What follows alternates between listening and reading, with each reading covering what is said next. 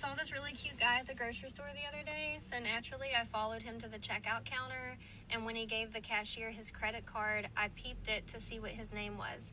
And then I Googled him and found his social media profile. And through social media, she finds his mom, who is apparently part of this book club. She joins that book club. She attends a meeting of that book club. She meets his mom, has a conversation with her. By chance, lets her know that she is single as a Pringle. Mom thinks, oh, this is great. My son is single. Let me match you up with him. They exchange numbers and he ends up setting up a date with her. Two things here. Obviously, there's a double standard going on because if a man did this, he would be labeled a creep and a stalker. Two, I think this highlights how bad women are at just approaching a guy and introducing herself. Like, she would rather find a way to find his name so that she can then find him on social media so that she can confirm that he's single. She will literally spend 10 hours of her life trying to figure out if this guy is Mr. Right before she even says hi to him. That goes to show how fearful women are of rejection. So I don't understand why it's so difficult for a lot of women to realize how rejection affects men. 4 things women say when they're cheating on you. Oh, Michael? He's just a friend. You know what? Believe what you want. I don't care anymore. You're cheating on me, huh?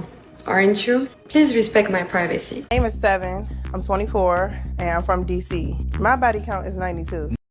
I'm just sitting here thinking, social media got people fooled like everybody is replaceable, and it's not true. Listen, just because you find someone who looks good doesn't mean they have good energy. It doesn't mean they have good intentions, and it does not mean that they're a good person. I've been divorced a long time, about 7 years now, and I have learned so many lessons. And I would like to save some other people some of those lessons, even though I do think some of them are good for you and you have to learn. But I think we should give each other some tips. Number one, when you've been married for 20 years and you come out thinking, oh, it's just going to be sunshine and roses, I'm going to find somebody, I'm going to have a new wonderful relationship. No, you're not. Men don't like loud women. Women don't even like men! And guess what? Bubblegum in a dish. Half these men have shrimp dicks. I'm not worried about it, bitch. I know a guy, and he unfortunately had a good friend wife. And he did not know this was happening. Mm-hmm. And this good friend got his wife pregnant, and he raised that kid as his daughter. And he didn't know until after his friend was dead. His friend died. Yep. And then after his friend was dead, he was stuck paying child support until that kid was 18, no matter what. Even though he got a paternity test, he was like, something's going on. Yeah. Got a paternity test, found out it was his friend's kid. Devastating. I do whatever I want. I'm kind of the money for fun. You know, Poppy. No beating me up tonight. Wait, he actually. It's all about. Y'all make a love over here? Can I put on my dick and get some? Yeah. Wait. Can I join in? The fuck? Alice, don't do it. Alice, for what? What did he say? I said, can I put on my dick and join in? No, you fucking can't get the fuck out of here, bitch! I'm not getting the fuck out of here. So Relax. Oh my god, I don't want a threesome! My eyebrow girl gave me the best line to use if a guy keeps staring at you but won't come up and say anything to you.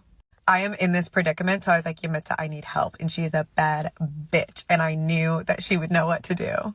She was like, next time he's near you, just say, I see you peeking but not speaking. And I was like, I love that, because kind of calling them out for what they're doing. And you're making the first move by talking to them first. It's funny, it's clever, it's a recipe for success. I was dreaming, but I should have never here instead. Wake me up. I did make a mistake during our Catterday segment. I used a submitted photo of a cat with an inappropriate name. So we've got our Catterday night forecast for you now, where we are featuring Kittler here, Debbie Alexander, and I think Kittler kind of looks like throwing back.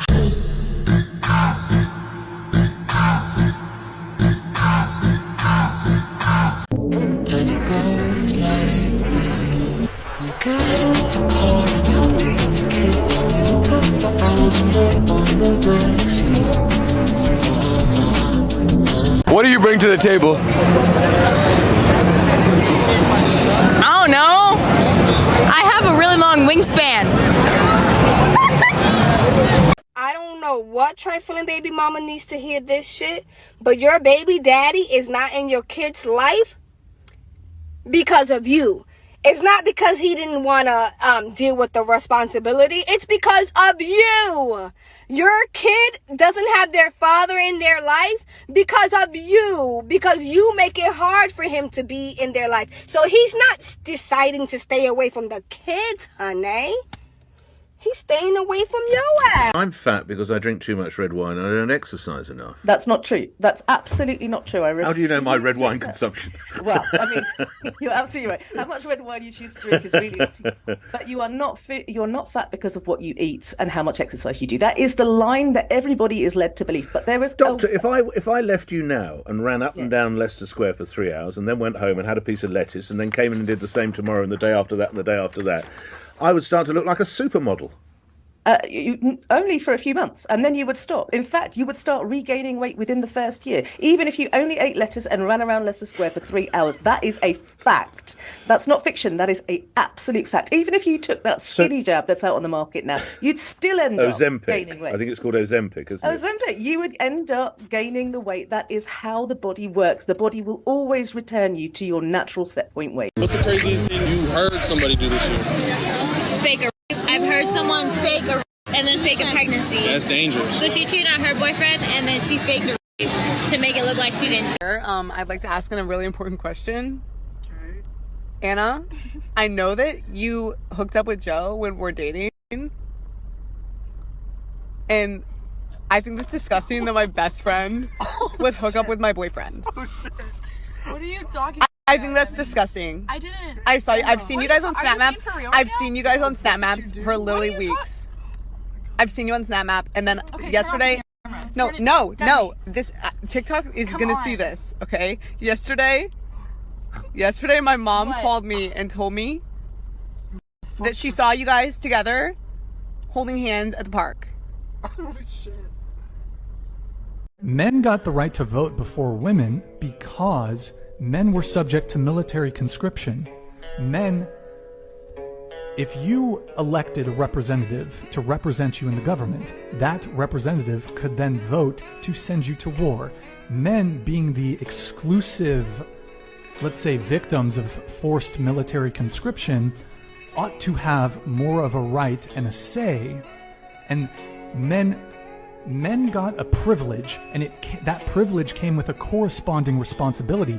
That corresponding responsibility was you have to go to France and die in the trenches.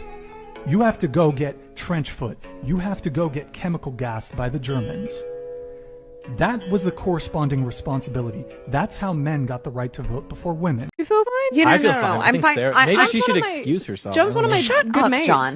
No, what I was going to say. Women are way too comfortable talking to men like that nowadays. I tell you, it's just we need Sean Connery listen, John.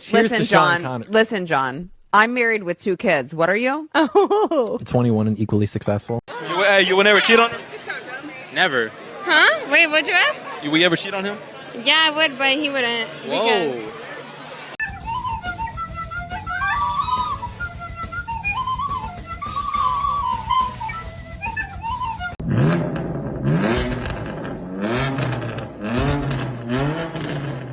We went back to the apartment and we started making out. No painting going on. Nothing. Was he even set up? Did he make it look like he was going to paint you? I mean, he did have a sketchbook. Okay. What a dirty dog. He brought his sketchbook to brunch. So I thought, okay, maybe he's legitimately going to paint me. So anyway, we start making out. The whole thing was a disaster, by the way. Oh, really? Yes. I thought really. Was he bad at kissing? He was okay at kissing. Okay. But we get to the bedroom and, so he's like groping me. He's moving down. He goes to finger me. He shoves 4 fingers straight into my asshole. No spit, no lube, just 4 fingers. And I'm like, whoa, no. Do you think that he thought because you're a porn star that you were ready to go maximum volume? He said, oh, I thought you can take it. And I'm like, yes, I can take it, but like spit on it a little bit. Oh, treat me like a lady, yeah. Yeah. Stomach hurts thinking about this. So I was like, no, we're not doing that. I also wasn't prepared for anal. Yeah, no. You have to ask before you go into that hole.